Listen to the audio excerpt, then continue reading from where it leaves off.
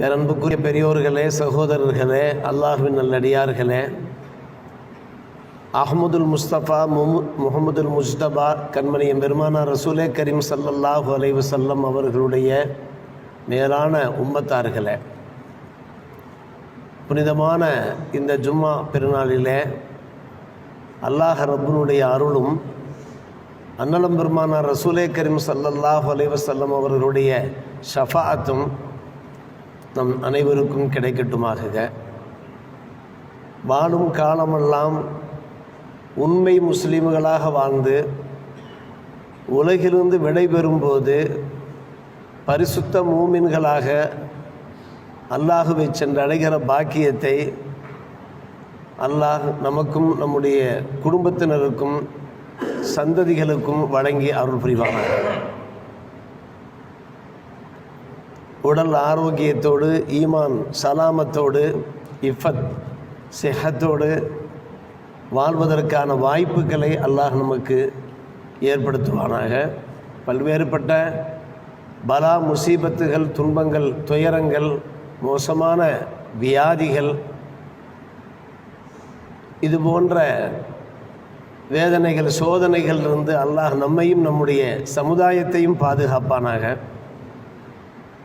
புனிதமான இந்த ஜும்மா பெருநாளிலே நாம் நிறைவேற்றுகிற வணக்க வழிபாடுகள், நல்ல அமல்கள், திக்ருகள், அவுராதுகள், சலவாத்துகள், எல்லா அமல்களையும் கபூல் செய்து பொருந்து கொள்வானாக. ஆமீன் யா ரப்பல் ஆலமீன். அன்பான பெரியோர்களே, புனிதம் வாய்ந்த துல்ஹஜ் மாதம், அம்மாதத்தினுடைய கடைசி ஜும்மாவிலே நாம் குழுமியிருக்கிறோம். அல்லாஹுடைய அருளால் ஹிஜ்ரி ஆண்டு நிறைவடைய போகிறது. 1445 அந்த ஹிஜ்ரி ஆண்டு அல்லாஹ் நாடினால் இன்றோடு நிறைவடைந்து நாளை மாலை மக்ரிபுக்கு பின்னாலே முஹர்ரம் பிறை தென்பட வாய்ப்பு இருக்கிறது. அப்படி முஹர்ரம் பிறை தென்பட்டால் ஹிஜ்ரி புத்தாண்டு தொடங்கிவிடும். 1446 அந்த ஹிஜ்ரி புத்தாண்டு தொடங்கிவிடும்.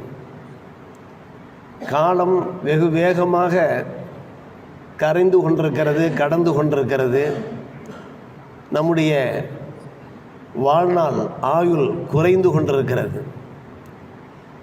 நிர்ணயிக்கப்பட்ட வயது என்று ஒன்று இருக்கிறது நமக்கு. அந்த நிர்ணயிக்கப்பட்ட வயதிலே நமக்கான அந்த ஆண்டுகள் குறைந்தவாறு இருக்கின்றன. எஞ்சிய ஆண்டுகளிலே, ஆயுளிலே நிறைய நல்ல அமல்கள், இபாதத்துகள், வணக்க வழிபாடுகளில் ஈடுபடுகிற பாக்கியங்களை அல்லாஹ் நம் அனைவருக்கும் தந்தருள்வானாக. பாவங்களிலிருந்தும் குற்றச் செயல்களிலிருந்தும் பிறருக்கு துன்பங்கள் தருவதிலிருந்தும் அல்லாஹ் நம்மை காப்பாற்றுவானாக. அன்பான பெருமக்களே, முஹர்ரம் மாதம் பற்றி அல்லாஹ் குர்ஆன் ஷரீஃபிலே பேசியிருக்கிறான். 9ஆம் அத்தியாயம் 36ஆம் வசனம், மின்ஹா அர்பஅத்துன் ஹுரும், 12 மாதங்களிலே கண்ணியம் வாய்ந்த மாதங்கள் இருக்கின்றன. அந்த கண்ணியம் வாய்ந்த மாதங்களிலே முஹர்ரம் மாதம் இருக்கிறது. இந்த மாதம் பிறந்ததற்கு பின்னாலே அல்லாஹ் ரப்புல் ஆலமீன் கூறுகிறான், எக்காலம் முக்காலமும் நாம் யாருக்கும் எந்த அநீதமும் செய்யக்கூடாது, வஞ்சகம் பண்ணக்கூடாது. குறிப்பாக முஹர்ரம் மாதம் தோன்றிவிட்டால் ஃபலா ததுலிமு ஃபீஹின்ன அஹதா, யாரும் யாருக்கும் எந்த அநீதமும் விளைவிக்காதீர்கள் என்று அல்லாஹ் சொல்லுகிறான். அது புனிதமான மாதம், கண்ணியமிகு மாதம். அந்த மாதத்திலே கட்டுப்பாடாக வாழுங்கள், ஒழுக்கமான வாழ்க்கை வாழுங்கள் என்று அல்லாஹ் ரப்புல் ஆலமீன் நமக்கு வலியுறுத்துகிறான். எனவே முஹர்ரம் புத்தாண்டு தொடங்கிவிட்டால் நாம் எச்சரிக்கையாக இருக்க வேண்டியிருக்கிறது. நம்முடைய சொல்லிலோ, செயலிலோ, அணுகுமுறைகளிலோ யாருக்கும் எந்த வகையிலையும் பாதிப்பு ஏற்பட்டு விடக்கூடாது, துன்பம் ஏற்பட்டு விடக்கூடாது, அநீதம் இழைத்து விடக்கூடாது. இந்த வசனம் அக்காலத்துக்கும் மட்டுமன்று எக்காலத்துக்கும் உரியதாகும். எந்த காலத்திலேயும் யாருக்கும் யாரும் அநீதம் இழைக்கக்கூடாது என்கின்ற அந்த அறிவுரை அன்பான பெருமக்களே எக்காலத்திற்கும் எல்லா மக்களுக்கும் பொருத்தமான ஒரு அறிவுரையாக இருக்கிறது. அன்றைய காலகட்டத்தில் மக்கள் இடையிடையே போர் செய்து கொள்வார்கள். தங்களுக்கு இடையில் இருக்கக்கூடிய அந்த வஞ்சகங்களை தீர்த்து கொள்வார்கள். விரோதம் குரோதங்கள், நாட்டுக்கு நாடு, சமுதாயத்துக்கு சமுதாயம், சண்டைகள் நடைபெற்றவாறு இருக்கும், போர்கள் நடைபெற்றவாறு இருக்கும். ஆனால் இந்த 4 மாதங்களில், குறிப்பாக முஹர்ரம் மாதத்திலே அந்த போரும் செய்ய மாட்டார்கள். எல்லோரும் இணக்கமாகவே இருப்பார்கள், மனித நேயத்துடனே இருப்பார்கள். அது அன்றைய அரபுலகிலே பிரபல்யமான ஒன்றாக இருந்தது. அந்த கண்ணியத்தை நீங்கள் காப்பாற்றி வாருங்கள் என்று அல்லாஹ் ரப்புல் ஆலமீன் வசனத்தின் வாயிலாக நமக்கு வலியுறுத்தி கொண்டிருக்கிறான். அருமை சகோதரர்களே, முஹர்ரம் மாதம் பற்றி ஹதீஸில் எப்படி வந்திருக்கிறது? ஷஹுருல்லாஹில் முஹர்ரம் என்று வந்திருக்கிறது. அல்லாஹ்வுடைய மாதம், கண்ணியம் வாய்ந்த மாதம் என்று. எல்லா மாதங்களும் அல்லாஹ்வுடைய மாதங்கள் தான் என்றாலும் ஹதீஸில் இந்த மாதம் பற்றி பிரத்யேகமாக சொல்லப்பட்டிருக்கிறது அல்லாஹ்வுடைய மாதம் என்று. அல்லாஹோடு இந்த மாதம் இணைக்கப்படுகிறது என்றால் இந்த மாதத்திற்கான மரியாதையை, கண்ணியத்தை நாம் நன்கு தெரிந்து கொள்கிறோம். அல்லாஹ் கண்ணியமானவன், மகா பெரியவன், மகத்துவமானவன். அவனோடு இணைக்கப்படுகிறது என்றால் இந்த மாதத்தின் அருமை பெருமையை நாம் தெரிந்து கொள்ள வேண்டும். உலக படைப்புகளிலே எந்த படைப்புகள் அல்லாஹோடு இணைக்கப்படுகிறதோ அவற்றுக்கெல்லாம் ஒரு தனி சிறப்பும் மதிப்பும் இருக்கும் என்பதிலே சிந்தித்தும் சந்தேகமில்லை.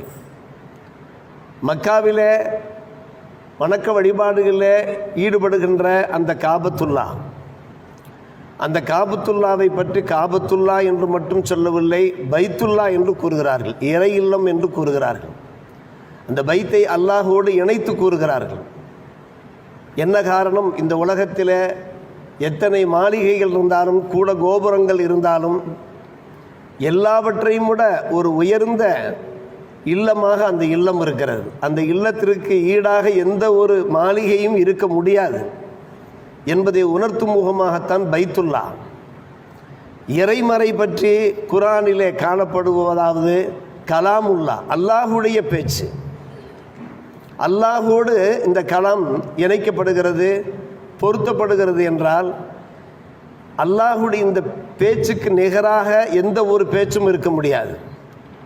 உலகிலே யார் யாரோ கூடி கூடி பேசிக்கொண்டிருக்கலாம், அல்லாத விஷயங்களை விட்டு நல்ல விஷயங்களே பேசிக்கொண்டிருக்கலாம். என்ன நல்ல விஷயங்கள் பேசினாலும் குர்ஆனிலே கூறப்பட்டிருக்கக்கூடிய அந்த பேச்சு இருக்கிறதே, அந்த பேச்சுக்கு ஒரு தனி மதிப்பும் மரியாதையும் கனப்பரிமாணமும் இருக்கிறது என்பதை நாம் உணர்ந்து கொள்ள வேண்டும். அந்த அடிப்படையில் தான் கலாமுல்லா. அதே போன்றுதான் அன்பான பெருமக்களே நாக்கத்துல்லா.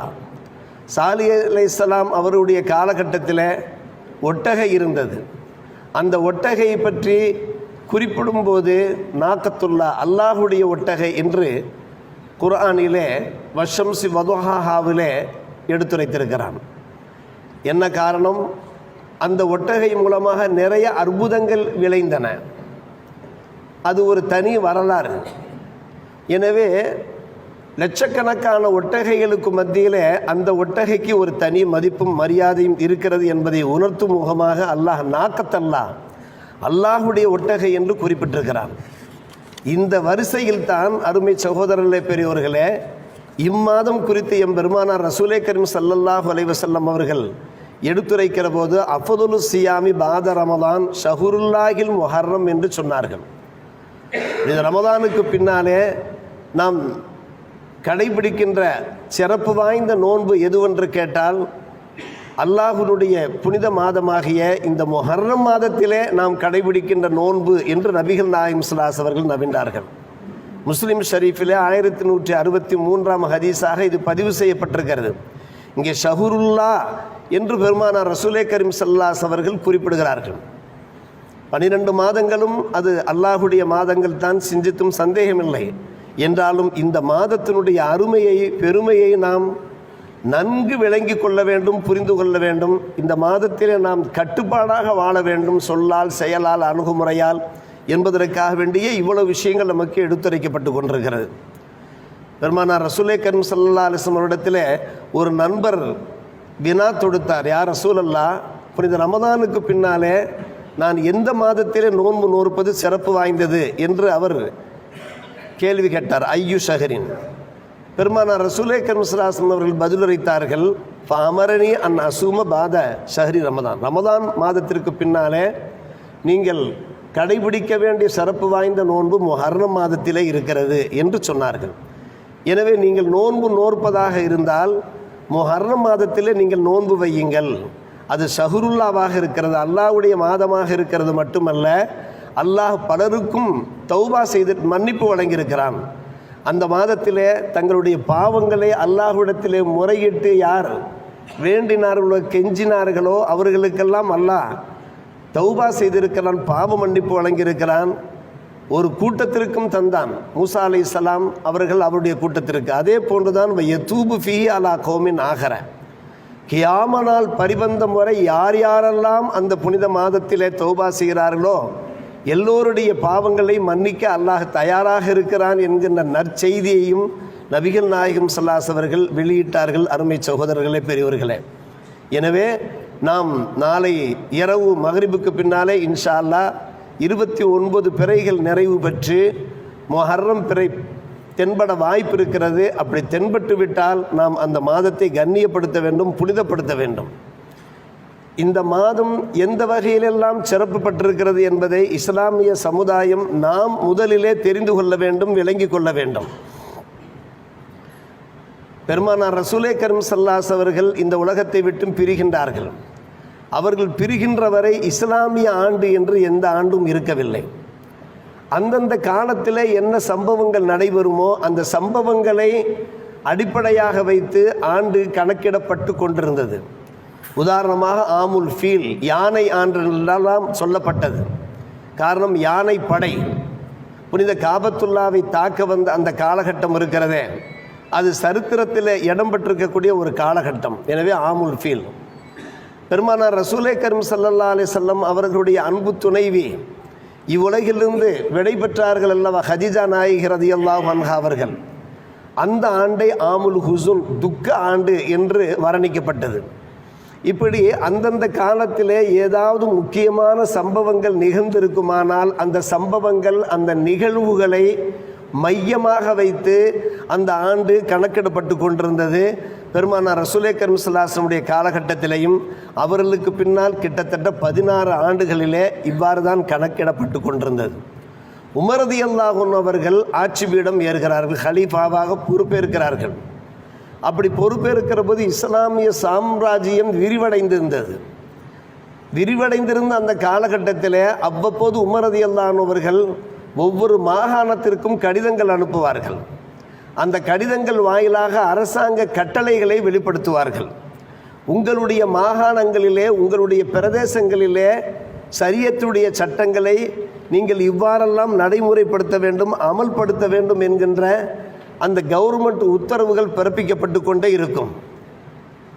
கிட்டத்தட்ட 16 ஆண்டுகள் கடந்தோடிவிட்டன. பெருமானார் ரசூலே கரீம் ஸல்லல்லாஹு அலைஹி வஸல்லம் அவர்கள் வஃபாத்தாகி அவர்களுக்கு பின்னால் இந்த ஹிஜ்ரத் ஆண்டுகள் இதெல்லாம்.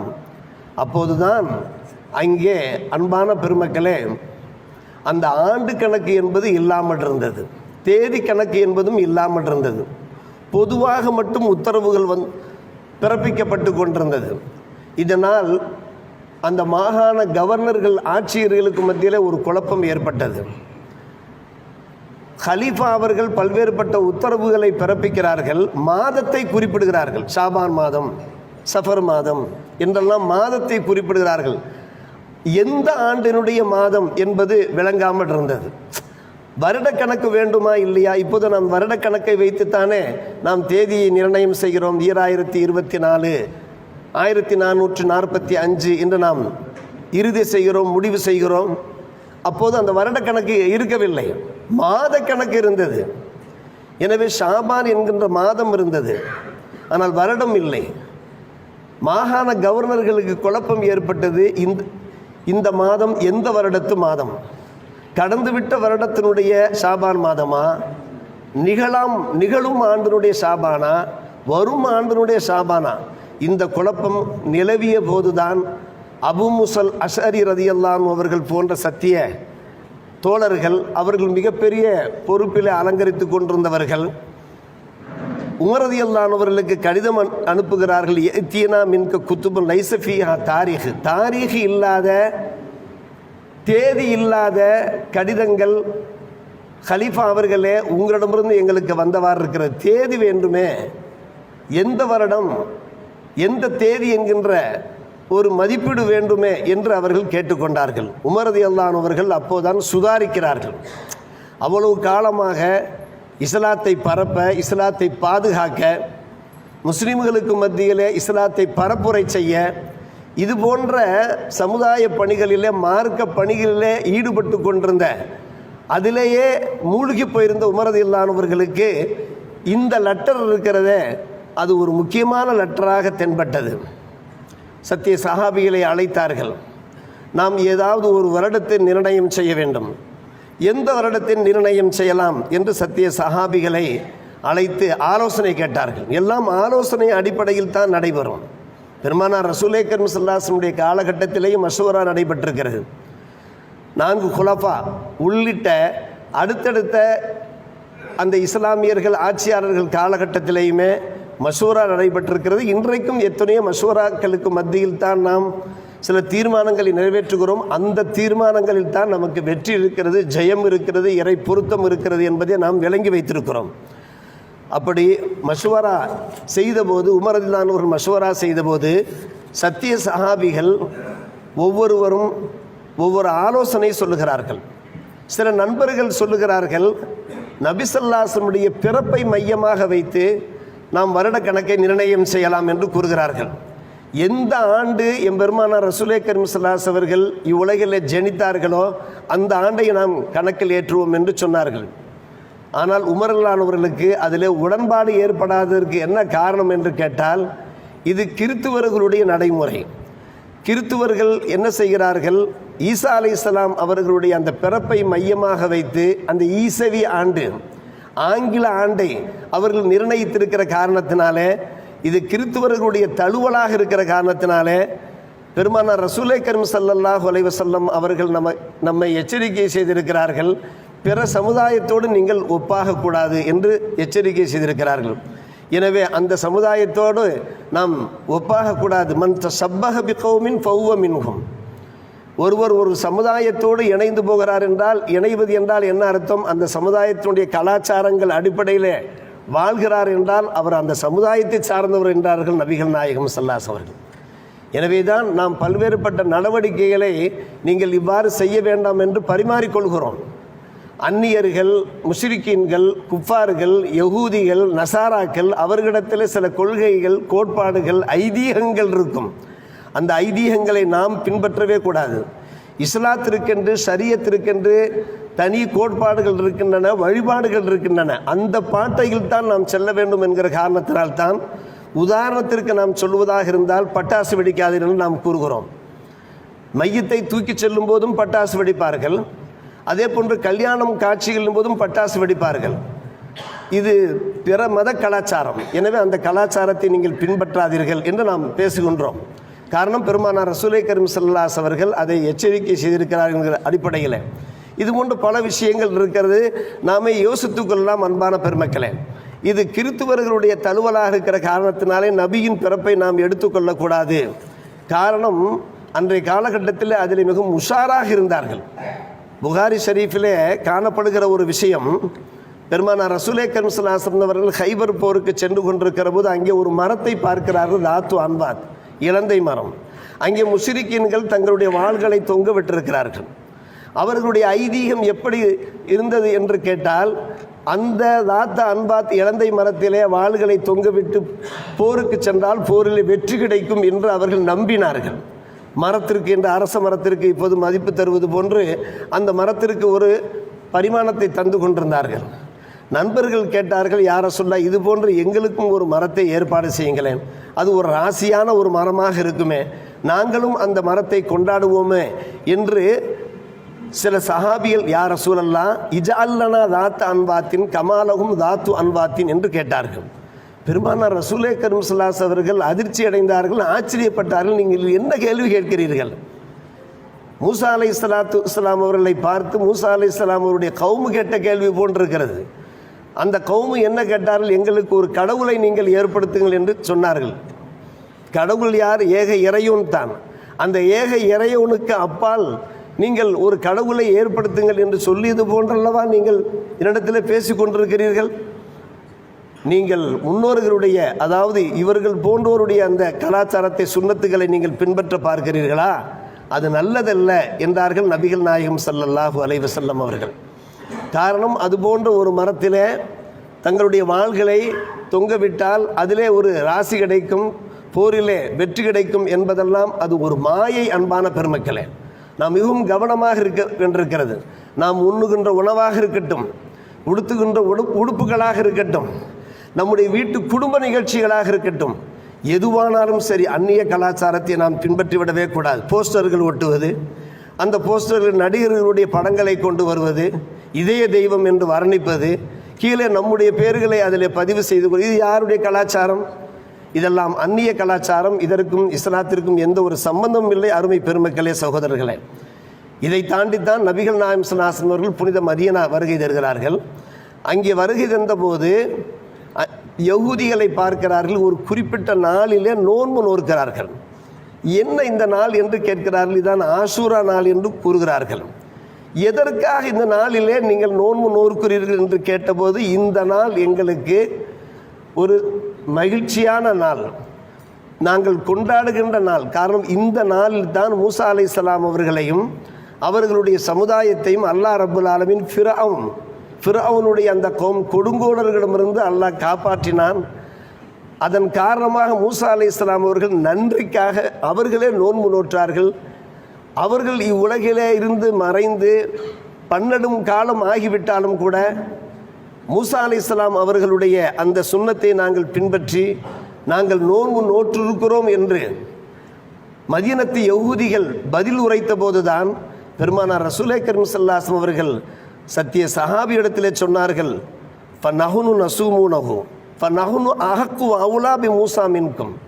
மூசா அலைஹிஸ்ஸலாம் அவர்களை இந்த விஷயத்தில் மட்டும் நீங்கள் பின்பற்றுகிறீர்கள். மூசா அலைஹிஸ்ஸலாம் கொண்டு வந்த எத்தனையோ கொள்கைகளை நீங்கள் காற்றிலே பறக்க விட்டு விட்டீர்கள்.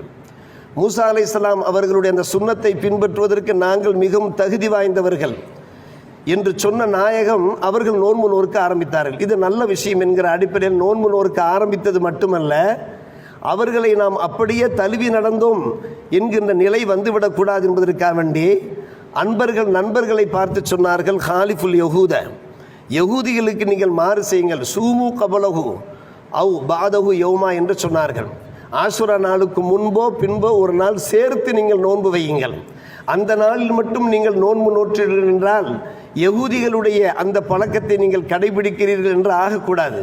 அதே சமயத்திலே இது உண்மையிலே சுக்ரியா செய்ய வேண்டிய ஒரு விஷயம். அல்லாஹ் அளித்த ஆயிரம் நேமத்துகளுக்கு நாம் சுக்ரியா செய்ய வேண்டும். மூசா அலைஹிஸ்ஸலாம் அவர்கள் இருக்கிறார்களே, அவர்கள் இறை தூதர்களில் உள்ளவர்கள், அவர்கள் நோன்பு நோற்றிருக்கிறார்கள்.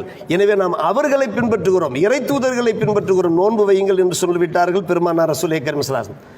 எனவேதான் அன்பான பெருமக்களே, நல்ல விஷயங்கள் இருக்கிறது. முன்னோர்கள் சத்திய தூதர்கள் கொண்டு வந்த அந்த நல்ல விஷயங்கள், அதை ஏற்று நடப்பதில் எந்த ஒரு தவறும் கிடையாது. இது ஒரு யோசனை சொன்னார்கள் சஹாபிகள். இரண்டாம் யோசனை சொன்னார்கள், பெருமானார் ரசூலே கரீம் ஸல்லல்லாஹு அலைஹி வஸல்லம் அவர்கள் மரணம் அடைந்தார்களே, அது மிகவும் ஒரு துக்கமான நாள், மாபெரும் ஒரு இழப்புக்குரிய நாள். எனவே அந்த நாளை நாம் ஹிஜ்ரத்தினுடைய ஆண்டாக, அதாவது இஸ்லாத்தினுடைய அந்த இஸ்லாமிய ஆண்டினுடைய முதல் மாதமாக நாம் கணக்கிடலாம் என்று சொன்னபோது அதிலேயும் உமர் ரலியல்லாஹு அன்ஹு அவர்களுக்கு உடன்பாடு இல்லை. அந்த நாள் வரும்போதெல்லாம் நாம் துக்கம் கொண்டாட மனசில் வேதனை ஏற்படும், கைசேதம் ஏற்படும். இன்றுதானே பெருமானார் ரசூலே கரீம் ஸல்லல்லாஹு அலைஹி வஸல்லம் பிரிந்தார்கள், இந்த உலகத்தை விட்டும் பிரிந்தார்கள். அதன் விளைவாக இந்த உலகமே இருட்டானதாக ஆகிவிட்டது என்கின்ற ஒரு கவலை உண்டாகும். எனவே ஆண்டினுடைய ஆண்டினுடைய முதல் நாளே ஒரு துக்க நாளாக இருக்கக்கூடாது. எனவே பெருமானார் ரசூலே கரீம் ஸல்லல்லாஹு அலைஹி வஸல்லம் மரணத்தையும் நாம் மையமாக வைக்க வேண்டாம் என்று சொல்லிவிட்டார்கள். மூன்றாவது ஒரு ஆலோசனை சொன்னார்கள் சத்திய சஹாபிகள். பெருமானார் ரசூலே கரீம் ஸல்லல்லாஹு அலைஹி வஸல்லம் உடைய 40ஆம் வயது அகவையிலே அவர்களுக்கு நபிப்பட்டம் வழங்கப்பட்ட போது அந்த நபித்துவத்தை அவர்கள் வெளிப்படுத்த ஆரம்பித்தார்களே, அது ஒரு முக்கியமான வரலாறு. அந்த வரலாற்று நிகழ்வை வைத்து நாம் இந்த இஸ்லாமிய ஆண்டினுடைய மாதத்தை கணக்கிடலாமே என்று சொன்னபோது இது ஒரு பொருத்தமான பதிலாகத்தான் இருக்கிறது, ஆலோசனையாகத்தான் இருக்கிறது. என்றாலும் கூட இது எப்போது வெளிப்பட்டது என்று கேட்டால், அதாவது புனித மக்காவில் இருக்கிற வரை இஸ்லாம் வளரவில்லை. ஒரு குறிப்பிட்ட அளவுக்குத்தான் இருந்தது. ஒரு சிலர் தான், சொற்பமானவர்கள் தான் இஸ்லாத்தை ஏற்றிருந்தார்கள். ஆனால் அந்த நபி பட்டம் கொடுக்கப்பட்ட அந்த தாவத் இருக்கிறதே, அது எப்போது ஒரு மிகப்பெரிய தாக்கத்தை ஏற்படுத்தியது என்றால், ஒரு மறுமலர்ச்சியை பதிய செய்தது என்று கேட்டால், பெருமானார் ரசூலே கரீம் ஸல்லல்லாஹு அலைஹி வஸல்லம் அவர்கள் புனித மதீனா ஹிஜ்ரத் செய்ததற்கு பின்னால் தான். எனவே அந்த ஹிஜ்ரத் இருக்கிறதே, அதுதான் வரலாற்றிலே சரித்திரத்திலே பொன்னெழுத்துக்களால் பொறிக்கப்பட்டிருக்கக்கூடிய ஒரு நல்ல நிகழ்வாக இருக்கிறது. எனவே அந்த நிகழ்வை வைத்து நாம் அந்த ஹிஜ்ரத்தை மையமாக வைத்து என்ன செய்யலாம்? 4வது விஷயம். முதல் விஷயம் பெருமானார் ரசூலே கரீம் ஸல்லல்லாஹு அலைஹி வஸல்லம் பிறப்பு, 2வது விஷயம் அவருடைய இறப்பு, 3வது விஷயம் நுபுவத்து, 4வது விஷயம்தான் ஹிஜ்ரத். பெருமானார் ரசூலே கரீம் ஸல்லல்லாஹு அலைஹி அவர்கள் புனித மக்கா டு மதீனாவிற்கு எந்த மாதத்திலே ஹிஜ்ரத் புறப்பட்டு சென்றார்களோ அந்த மாதத்தை நாம் மையமாக வைத்து வருடக்கணக்கை தொடங்கலாம் என்கிற ஒரு முடிவுக்கு வந்தார்கள் அருமை சகோதரர்களே. எனவே தான் இந்த முஹர்ரம் மாதம் இருக்கிறது இஸ்லாமிய ஹிஜ்ரி புத்தாண்டு என்று நாம் கூறுகிறோம். நாமெல்லாம் தெரியாத ஒரு விஷயம் அல்ல. பல்வேறுபட்ட கஷ்டங்கள், பல்வேறுபட்ட துன்பங்கள், துயரங்களுக்கு மத்தியில் தான் இந்த இஸ்லாம் வளர்ந்தது. இந்த ஹிஜ்ரத் செய்ய சென்ற அந்த சத்திய சஹாபாக்கள் பட்ட அவஸ்தைகள் இருக்கிறதே, அது சொல்லி மாறாத அன்பான பெருமக்களே.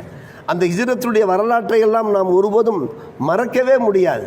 ஆனாலும் கூட அந்த ஹிஜ்ரத்துக்கு பின்னால் தான் இஸ்லாம் மறுமலர்ச்சி பெற்றது, இஸ்லாமிய சாம்ராஜ்யம் விரிவடைந்தது. இன்றைக்கு லட்சக்கணக்கான அல்ல, கோடிக்கணக்கான முஸ்லிம்கள் உலகம் பூராவும் விரவி இருக்கிறார்கள் என்று கேட்டால் அந்த ஹிஜ்ரத்தினுடைய சம்பவத்துக்கு பின்னால் தான் மேலும் மேலும் இஸ்லாத்திற்கு வலிமை ஏற்பட்டது. பெருமானார் ரசூலே கரீம் ஸல்லல்லாஹு அலைஹி அவர்கள் தங்களுடைய அந்த உள்நாட்டிலே மட்டும் இஸ்லாத்தை பரப்புரை செய்யவில்லை, அயல் நாடுகளுக்கும் பரப்புரை செய்தார்கள். ரோமாபுரிக்கு இஸ்லாம் சென்று சேர்ந்தது, பாரசீகத்திற்கு சென்று சேர்ந்தது, எல்லா நாடுகளுக்கும் இஸ்லாம் சென்று சேர்ந்து இன்றைக்கும் பாருங்கள் அருமை சகோதரர்களே, நாளொரு மேனையும் பொழுதொரு வண்ணமுமாக இஸ்லாம் ஐரோப்பிய நாடுகளே பரவி கொண்டுதான் இருக்கிறது. அதை யாரும் மறுக்கவே முடியாது.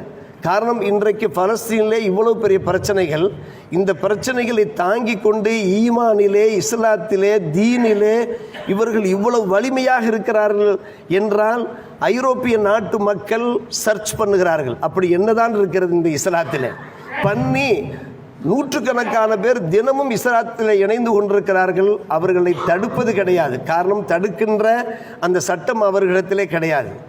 தெருக்கு தெரு, ஏரியாவுக்கு ஏரியா அங்கே பள்ளிவாசல்கள் உருவாகி கொண்டிருக்கிறது. நமக்கு தெரியவில்லை, நாம் கண்ணை மூடிக்கொண்டிருக்கிறோம், நமக்கு தெரியவில்லை. ஆனால் நடப்பது உண்மைதான். அனுபவப்பட்டவர் நம்மிடத்தில் சொல்லி கொண்டிருக்கிறார்கள். இந்த அளவுக்கு இஸ்லாத்தினுடைய அந்த பரிணாம வளர்ச்சி இருக்கிறது. இந்த வளர்ச்சி எதற்கு பின்னால் ஏற்பட்டது என்று கேட்டால் புனித ஹிஜ்ரத்துக்கு பின்னால் தான். எனவே மக்காவிலே இஸ்லாம் சுடர் விட்டது என்றால் அந்த சுடர் பிரகாசமாக ஆகி அந்த பிரகாசம் உலகம் பூராவும் அது வெளிப்பட ஆரம்பித்தது புனித மதீனாவினுடைய அந்த ஹிஜ்ரத்துக்கு பின்னால் தான். இன்னும் சொல்ல போனால் அன்பான பெருமக்களே, யா ஐயுஹன்னாஸ் யா ஐயுஹன்னாஸ் என்றே அல்லாஹ் இறைவசனத்தை இறக்கி கொண்டிருந்தவன் புனித மதீனாவுக்கு ஹிஜ்ரத் செய்ததற்கு பின்னால் தான் யா ஐயுஹல்லதீன ஆமனு என்கின்ற அந்த வசனம் இறங்க ஆரம்பித்தது, ஈமான் கொண்டவர்களே என்று. காரணம், அதுவரை சொற்பமாகத்தான் மூமின்கள் இருந்தார்கள். புனித மதீனாவுடைய வருகைக்கு பின்னால் தான் பல்லாயிரக்கணக்கான பேர் மூமின்கள். எனவே அல்லாஹ் ரப்புல் ஆலமீன் மூமின்களை பார்த்து கட்டளை பிறப்பிக்க ஆரம்பித்தான். நீங்கள் ஐவேளை தொழுங்கள், ஜக்காத்து கொடுங்கள், அனாதைகளுடைய சொத்துக்களை நீங்கள் புசிக்காதீர்கள், உங்களுக்கு ஹம்ரு தடையாக இருக்கிறது, சூதாட்டம் தடையாக இருக்கிறது, நூற்றுக்கணக்கான ஆயத்துக்களை யா ஐயுஹல்லதீன ஆமனு என்கின்ற அந்த வசனங்கள் எல்லாம் இறங்கப்பட்ட காலகட்டம் எப்போது என்று கேட்டால் புனித மதீனாவுடைய ஹிஜ்ரத்தினுடைய அந்த வரலாற்றுக்கு பின்னால் தான். எனவே அன்பான பெருமக்களே, அந்த ஹிஜ்ரத்தினுடைய வரலாற்றுக்கும் இந்த இஸ்லாமிய சமுதாயத்திற்கும் ஒரு அழுத்தமான தாக்கம் இருக்கிறது, நெருக்கம் இருக்கிறது. ஒவ்வொரு முஸ்லிமும் தெரிந்து கொள்ள வேண்டும் என்பதற்காக வேண்டிதான் ஹிஜ்ரி ஆண்டு நாளை பிறக்கிறது இன்ஷா அல்லாஹ். அல்லாஹ் நாடினால் 29 பிறை இன்றோடு நிறைவு பெற்ற கையோடு நாளைக்கு யௌமு ஷக், நாளைக்கு பிறை தென்பட ஆரம்பித்தால் 1446 அந்த ஹிஜ்ரி ஆண்டு தொடங்குகின்ற இந்த காலகட்டத்திலே அல்லாஹ் நம்முடைய வாழ்க்கையில் நிம்மதியும் அமைதியும் தந்தல் புரிவானாக. முஸ்லிம்களுக்கு அல்லாஹ் ஒரு புத்தெழுச்சியை ஏற்படுத்துவானா. நாம் கேட்க வேண்டிய துவா, அந்த ஹிஜ்ரியினுடைய அந்த 1ஆம் மாதத்திலே, முஹர்ரம் மாதத்திலே நம்மால் எந்த அளவுக்கு தான தர்மங்கள் செய்ய முடியுமோ, வணக்க வழிபாடுகளில் ஈடுபட முடியுமோ, குறிப்பாக முஹர்ரம் 9ஆம் 10 அல்லது 10ஆம் 11ஆம் நாட்களில் நோன்பு நோற்று நாம் கேட்கிற துவாக்கள் கபூலாகும். காரணம், புனித ரமதானுக்கு பின்னாலே நாம் கடைபிடிக்கின்ற நோன்பில் மிகச் சிறப்பு வாய்ந்த நோன்பு அது முஹர்ரம் நோன்பு என்று பெருமானார் ரசூலே கரீம் ஸல்லல்லாஹு அலைஹி அவர்கள் பகிரங்கப்படுத்தியிருக்கிற காரணத்தினாலே நாம் வாழ்க்கையிலே அதை கடைபிடிக்க வேண்டும். அன்பான பெருமக்களே, அமெரிக்கா வாஷிங்டனில் இது விஷயமாக ஒரு தனி அறிக்கையை வெளியிட்டிருக்கிறார்கள், சொல்வதற்கு நேரம் இல்லை.